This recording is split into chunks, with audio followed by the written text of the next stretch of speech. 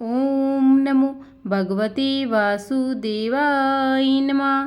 प्रणाम भक्तजनों, आप सबका स्वागत है मेरे चैनल ज्योति धर्म गंगा में। आज मैं आप सबके लिए ज्येष्ठ मास महात्म्य का अंतिम अध्याय 30 लेकर आई हूँ। ज्येष्ठ मास का यह अंतिम दिन है और इस कथा को आप अवश्य श्रवण कीजिएगा। आपको पूरे ज्येष्ठ मास का पुण्य मिलेगा। कल हमने अध्याय 29 में स्नान दान महात्म्य की कथा का रसपान किया था कि कैसे उस ब्राह्मण कनक को ज्येष्ठ मास में स्नान करने से बैकुंठ धाम में वास मिला और उसके सारे पापों और कुकर्मों से उसे छुटकारा मिला। आज हम ज्येष्ठ मास महात्म्य के अंतिम 30वें अध्याय में यह जानेंगे कि सिर्फ ज्येष्ठ मास महात्म्य की कथा सुनने से हमें कौन कौन से फल की प्राप्ति होगी। आइए अब हम शुरू करते हैं कथा श्रवण महात्म्य। स्कंद जी कहने लगे कि हे ऋषियों, जो फल ज्येष्ठ मास के महात्म्य को श्रवण करने से प्राप्त होता है वह मैं तुमसे कहता हूँ। वह फल 100 यज्ञों को करने से भी नहीं मिलता है। समस्त दान देने से, समस्त तीर्थों में स्नान करने से और जप तथा यज्ञ करने से जो फल मिलता है वही फल ज्येष्ठ मास के महात्म्य को सुनने से मिलता है। समस्त महात्म्य श्रवण करने से मनुष्य पुनर्जन्म का भागी नहीं होता। संपूर्ण अथवा आधा या फिर आधे का भी आधा अथवा चतुर्थांश का आधा, एक अध्याय, आधा अध्याय, एक श्लोक, आधा श्लोक जो भी व्यक्ति और श्रद्धा से श्रवण करते हैं उसको अनंत पुण्य प्राप्त होता है। हे द्विज लोगों, स्वल्प पुण्यवान पुरुषों के पुण्य कार्य में अनेकों विघ्न पड़ते हैं। अतः विघ्न शांति के लिए मनुष्य को पुण्य करना चाहिए। यदि स्नान कर्म और महात्म्य श्रवण कार्य में विघ्न आ जाए तो विघ्न भय से पूर्ण कर्म का त्याग न करें, उस कर्म को दूसरे से करा देवें। बारंबार पुण्य कर्म को करने से विघ्नों का नाश होता है। कलयुग में करने के योग्य बहुत से कर्म हैं, परंतु कलयुग में पुराण श्रवण सबसे श्रेष्ठ कहा गया है।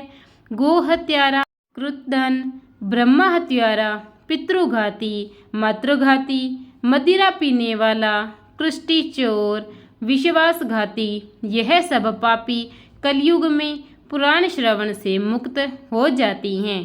पुराण सुनने वाला बालक, वृद्ध, आतुर सकाम हो या निष्काम, उत्तम, मध्यम और अधम सभी को श्रवण करना चाहिए।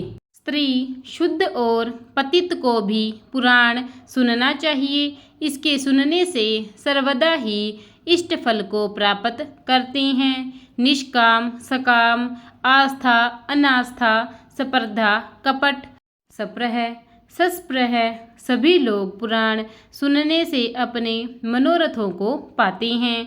भक्तिहीन होकर भी पातकी पुराण श्रवण तथा इसमें को सुनने से स्वर्ग को गए हैं।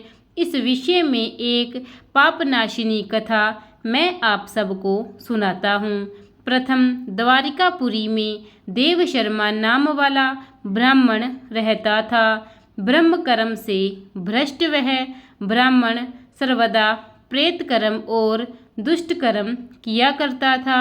उसके पश्चात अपने कुटुंब के निर्वाह के लिए चोरी का कर्म भी उसने शुरू कर दिया। इसी प्रकार वह उस रमणीक नगर में बहुत दिनों तक वास करता रहा और बहुत वर्ष बीत गए। उसके पश्चात देव योग से ज्येष्ठ का महीना आ गया। ज्येष्ठ मास में सभी नागरिक ज्येष्ठ स्नान करने को तैयार हो गए। दान तथा पूजा का सामान लेकर प्रतिदिन गोमती में स्नान करने के निमित्त जाने के लिए तत्पर हुए। वहां जाकर स्नान आदि करके दूसरे वस्त्र ग्रहण करके भगवान विष्णु के मंदिर में जाते थे। फिर सभी एकत्र होकर एक श्रेष्ठ ब्राह्मण को व्यासान देकर यथाशक्ति वस्त्र अलंकार आदि सामान आदरपूर्वक व्यास जी को देकर उनका पूजन कर आदरपूर्वक ज्येष्ठ मास महात्म्य का पाठ श्रवण करते थे। इस प्रकार दोपहर वहाँ रहकर अपने घर को आते थे। कुछ दिन बीतने पर वह द्विजाधर्म देव शर्मा चोरी करने के निमित्त जो सदैव इस कार्य के लिए जाया करता था, वह सोचने लगा कि वहाँ से क्या चोरी करे। इस चिंता में उसे वहाँ तालाब पर बहुत दिन बीत गए, परंतु उसे चोरी करने का समय नहीं मिला। आज या कल वस्त्र तथा आभूषण की चोरी करूँगा, इसी विचार में पूर्णमासी तिथि आ गई। पूर्णमासी के दिन सभी लोगों ने उत्साहपूर्वक स्नान आदि कर्म किया, पुराण श्रवण किया और व्यास जी का पूजन किया। पूजन करके वस्त्र आभूषण द्रव्य फल फूल ताबुल आदि उनको अर्पण किए। वहाँ उस धन इच्छा से जो व्यास जी यानी कि उस ब्राह्मण को दान किया गया था, देव शर्मा ने ब्राह्मण का वध करने का निश्चय कर लिया। देव से प्राप्त इस व्यास की समस्त वस्तुएं चोरी कर मैं प्राप्त कर लूँगा, ऐसा उसने निश्चय किया और समय वहाँ आ गया।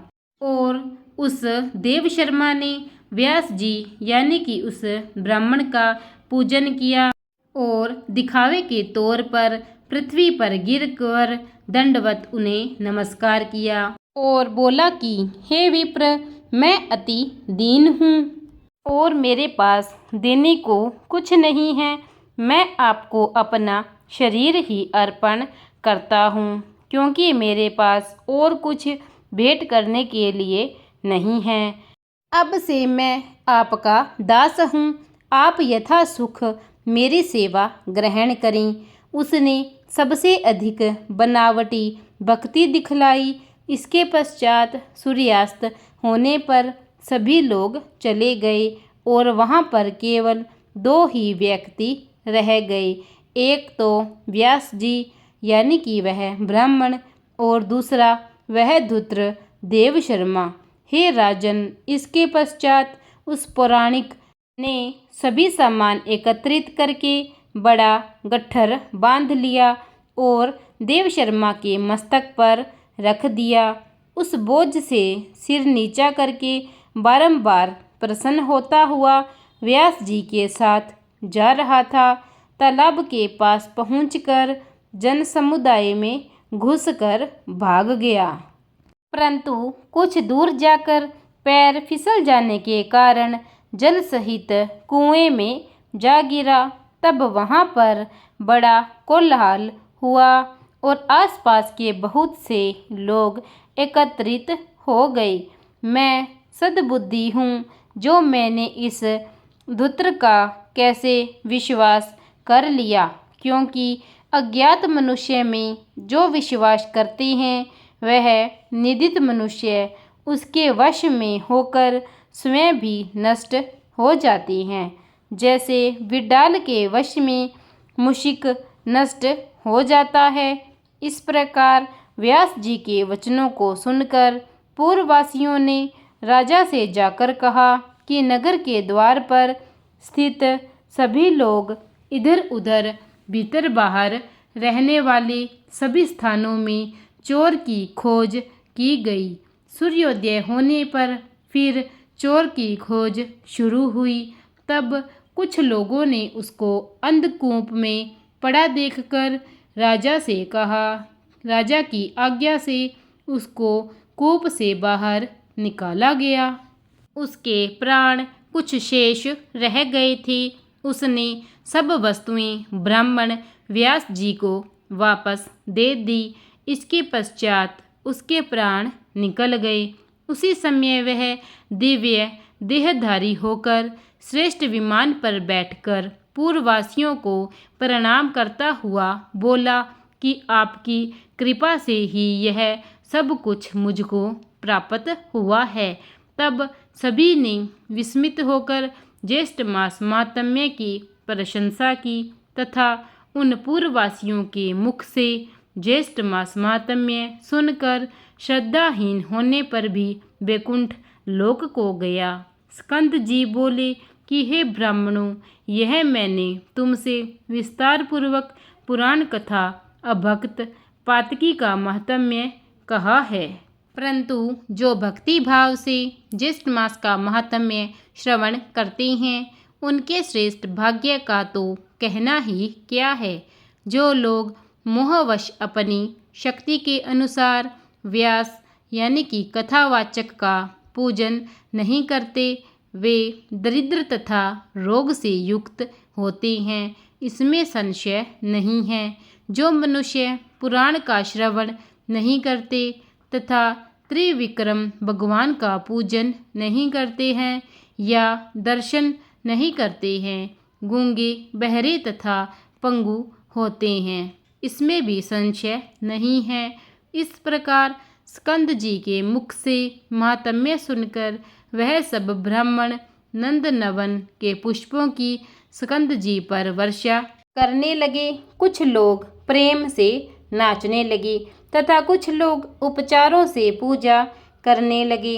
यह श्रेष्ठ मास का श्रेष्ठ महात्म्य सुनकर वे सब लोग प्रसन्न हो गए और बारंबार महात्म्य पूछने लगे।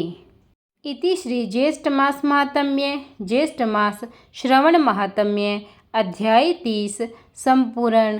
प्रिय भक्तजनों, आज ज्येष्ठ मास महात्म्य का यहीं समापन होता है और अगर आपको यह महात्म्य अच्छे लगे हों तो इन्हें लाइक कीजिए, शेयर कीजिए और अगर आपने अब तक मेरे चैनल को सब्सक्राइब नहीं किया है तो कृपा करके उसे सब्सक्राइब कीजिए और बेल आइकन दबा दीजिए ताकि नित्य मेरी सभी वीडियो सर्वप्रथम आप तक पहुंच सके और मेरे सभी व्रत कथाएं आप तक पहुंच सके। धन्यवाद। प्रेम से बोलिए विष्णु महाराज की जय।